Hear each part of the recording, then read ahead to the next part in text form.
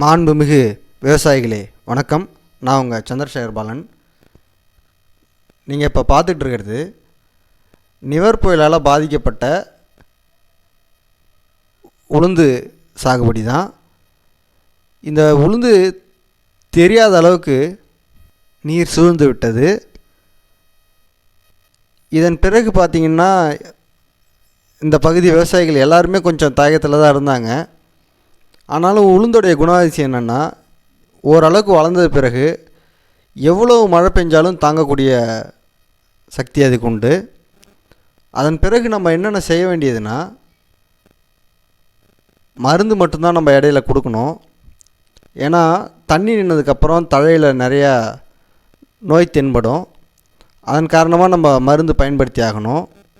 இப்போ நீங்கள் பார்த்துட்ருக்கிறது அதில் பாதிக்கப்பட்டு மீண்ட உளுந்து செடி தான் இது. இதில் பார்த்திங்கன்னா 3 வகையான பிரச்சனைகள் இருக்குது. அதனால தான் இதை நம்ம மூணு மருந்து மட்டும் நம்ம இதில் தேர்வு செஞ்சுருக்கோம். ஒன்று பார்த்திங்கன்னா இப்போ தான் பிஞ்சு வைக்க ஆரம்பிச்சிருக்கு. அதுக்காக அதில் புழு தாக்காததுக்காக நம்ம புழுக்கான மருந்து குளோரிஃபைரிபாஸ் பயன்படுத்த போகிறோம். ரெண்டாவது பார்த்திங்கன்னா அட்ஃபயரு. இது இமிடாக்ளோபிரிட் இதில் இருக்குது. இது எதுக்காக பயன்படும்னா, சின்ன சின்ன பேன்கள் சாறு உறிஞ்சும் பூச்சிகளை கட்டுப்படுத்துறதுக்கு நம்ம இமிடாக்ளோபிரிட் பயன்படுத்துகிறோம். மூன்றாவது மருந்து பார்த்திங்கன்னா ஷோர். இது எதுக்குன்னா, இந்த இலைகளில் பார்த்திங்கனாலே தெரியும், பழுப்பு நிறமாக ஆயிடுச்சு பாருங்கள். பிளைட் வரும், ஆந்தைக்கண் நோய் வரும்.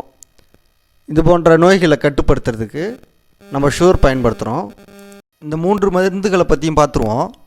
இதில் அட்ஃபயர் இமிடாக்ளோபிரிட் இருக்குது. இது பேன்களை கட்டுப்படுத்த உதவும். இதனை பற்றின முழு விவரம் ஏற்கனவே ஒரு வீடியோவில் கொடுத்துருக்கேன், நீங்கள் அதை பார்த்துன்னு தெரிஞ்சுக்கலாம். இன்னொன்று பார்த்திங்கன்னா ஷோர். இது ஒரு ஃபங்கிசைட். இது சிஸ்டமேட்டிக் அண்ட் கான்டாக்ட் ஃபங்கிசைட். இதில் பார்த்திங்கன்னா 2 வகையான கெமிக்கல் இருக்குது.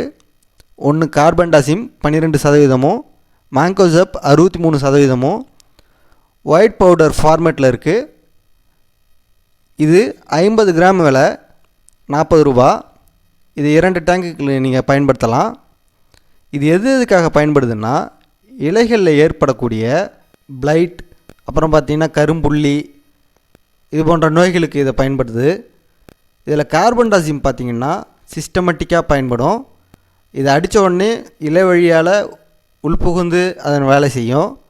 மேங்கோசப் பார்த்திங்கன்னா எந்தெந்த இடம்லாம் படுதோ அந்த இடத்துல நோயை கட்டுக்குள்ளே வச்சுக்கும்.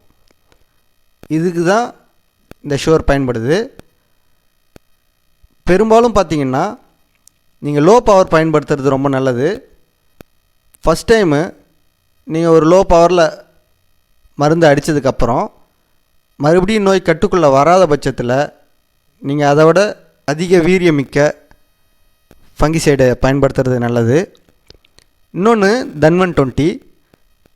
இது தனுக்கா நிறுவனத்தோடையது. இதில் குளோரிஃபைரிபாஸ் 20% ஈஸி ஃபார்மேட்டில் இருக்குது. இது முதுமையான புழுக்களெல்லாம் சுத்தமாக கட்டுப்படுத்தாது. இதில் கொஞ்சம் நெடி வர்றதால அதால் சில பூச்சிகள் கட்டுக்குள்ளே வரும். மற்றபடி பெருமளவில் அது கண்ட்ரோல் பண்ணிடாது. புழுக்கள் அதிகமாக தென்பட்டுதுன்னா நீங்கள் வீரியமிக்க மருந்தை பயன்படுத்துறது சிறந்தது.